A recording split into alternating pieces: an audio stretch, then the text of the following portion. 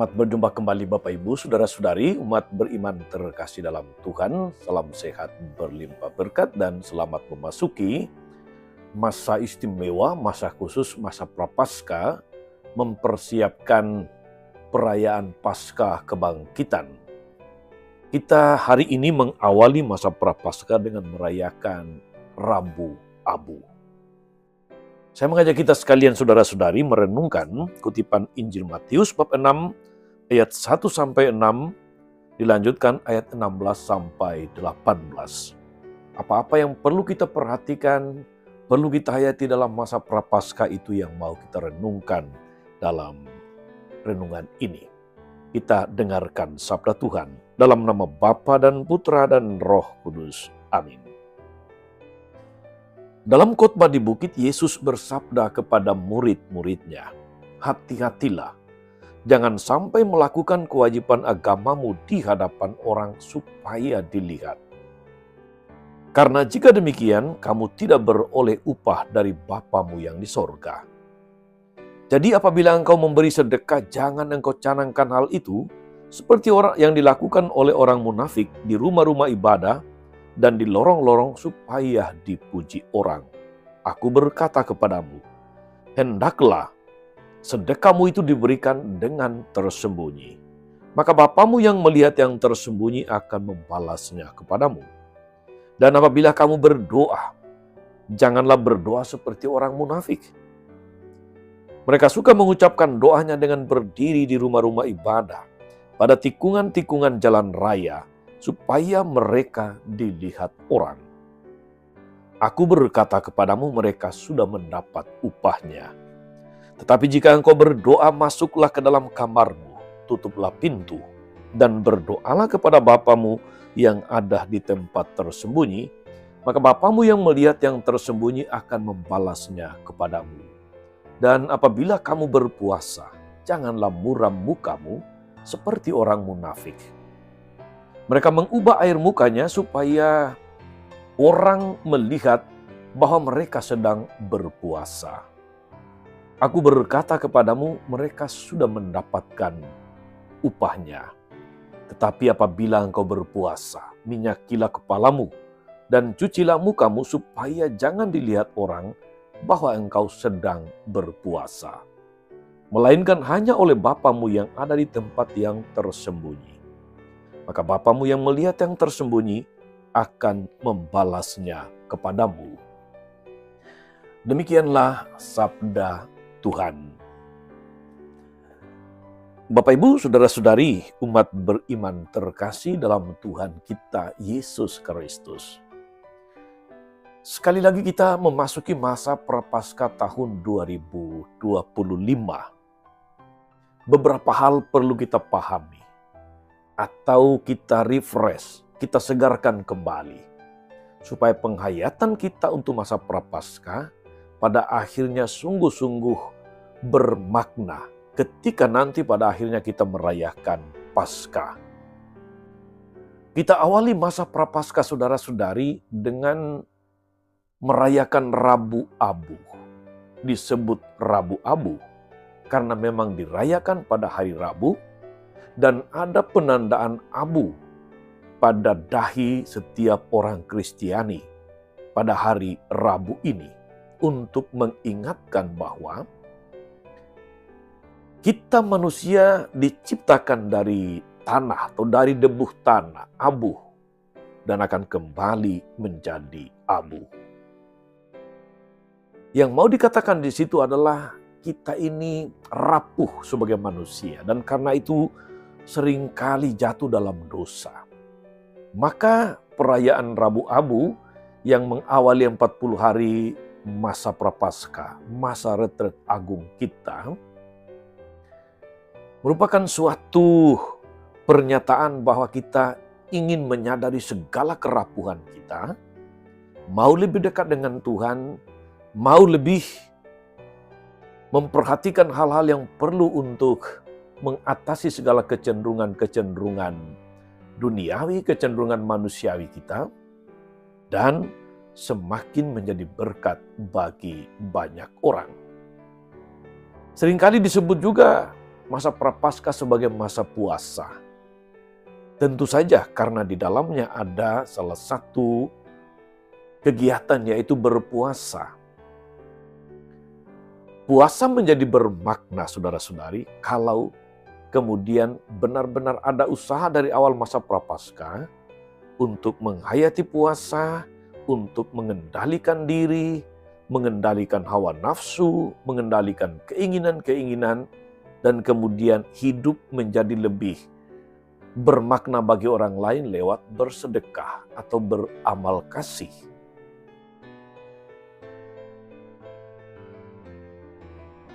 Itu Rabu Abu. Poin pertama. Yang kedua, masa Prapaskah itu 40 hari. 40 hari mengingatkan kita akan beberapa peristiwa dalam kitab suci.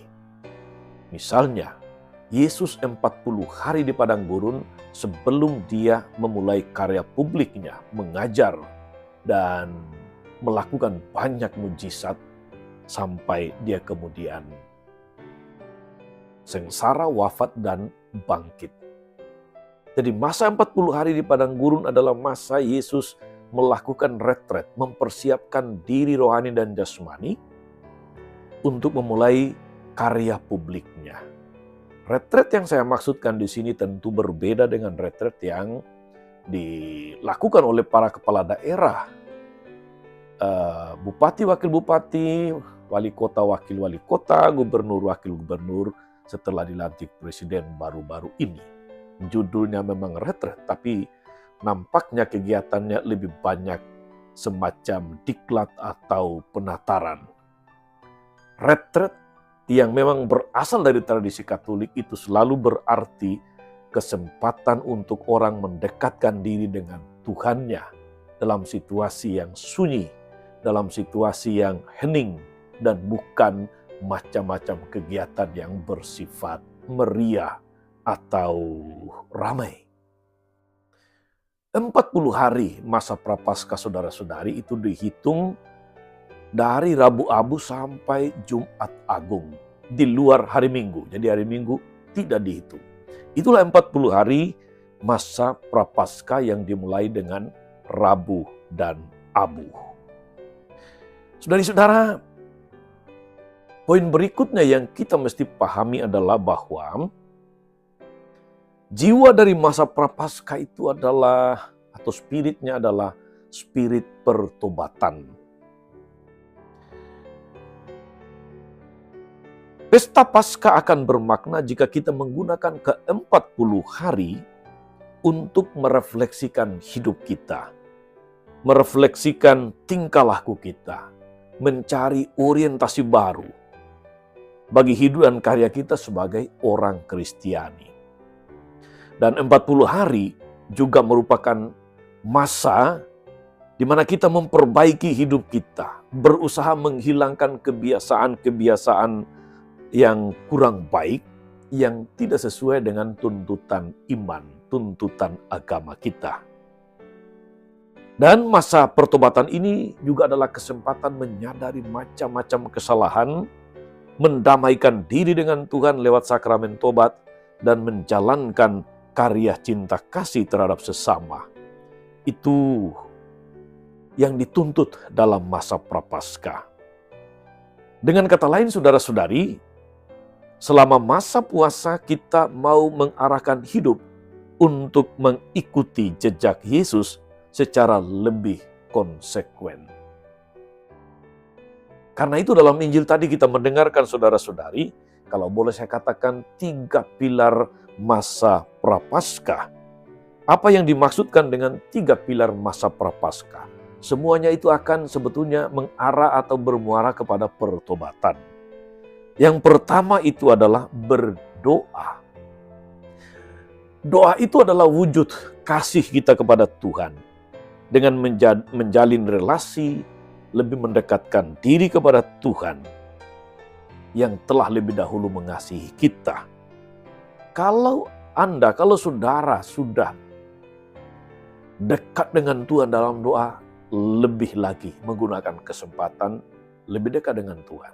Kalau Anda menyadari bahwa relasi Anda dengan Tuhan tidak sedang baik-baik saja, ini kesempatan yang bagus untuk refleksi, untuk introspeksi, untuk memperbarui diri. Jadi, pilar pertama masa Prapaskah adalah berdoa. Menyadari dan berusaha menjadi lebih dekat dengan Tuhan, menjadi lebih sesuai dengan kehendak Tuhan.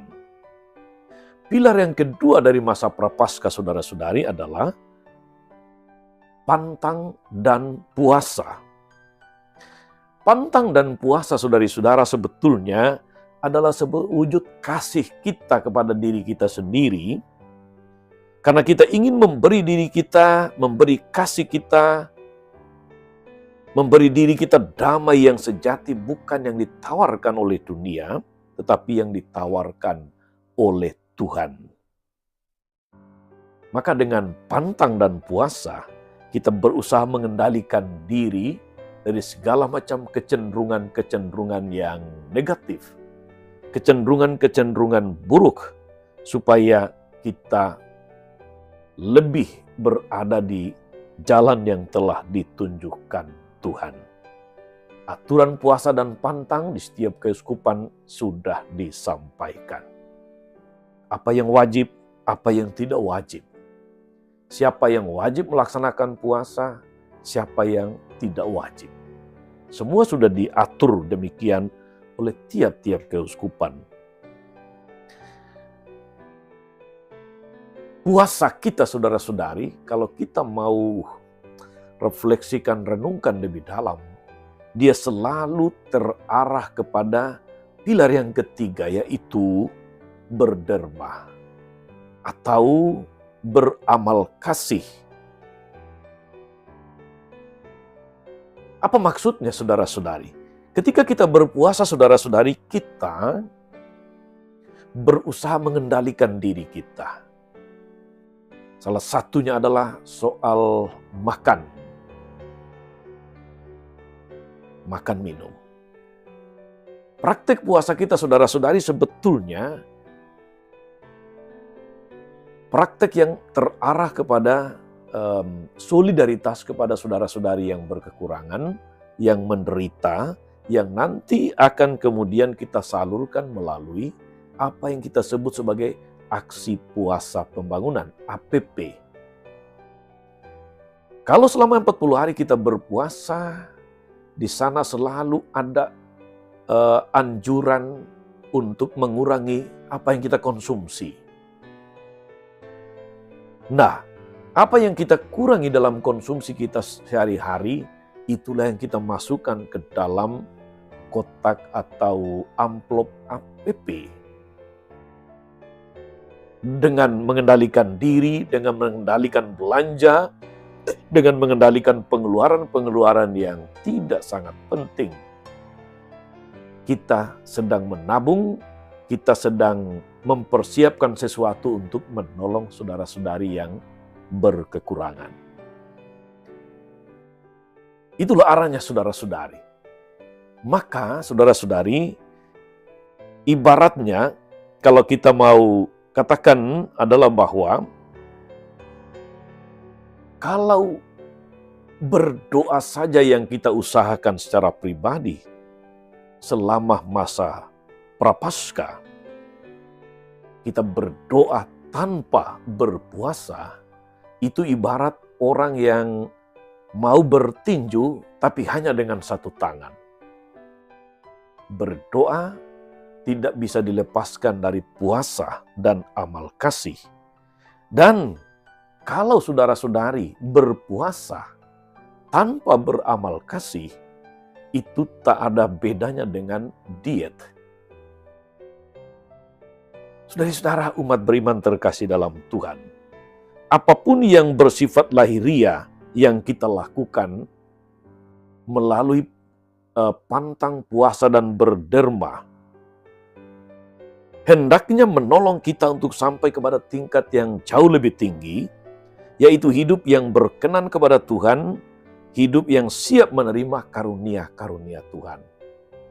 Maka mari saudara-saudari kita benar-benar memaknai masa puasa sebagai masa untuk semakin dekat dengan Tuhan, semakin bermakna bagi sesama, dan semakin sehat rohani dan jasmani kita. Selamat memasuki masa Prapaskah, selamat berpantang dan berpuasa. Tuhan Yesus memberkati kita semua. Amin. Tuhan Yesus Kristus, kami bersyukur atas masa istimewa, masa Prapaskah, masa retret agung di mana kami boleh lebih mendekatkan diri kepadamu, menyadari akan martabat manusiawi kami yang rapuh, yang kami tandai dengan menerima abuh di dahi kami masing-masing. Namun dengan salib kami sadar bahwa Engkau adalah juru selamat kami.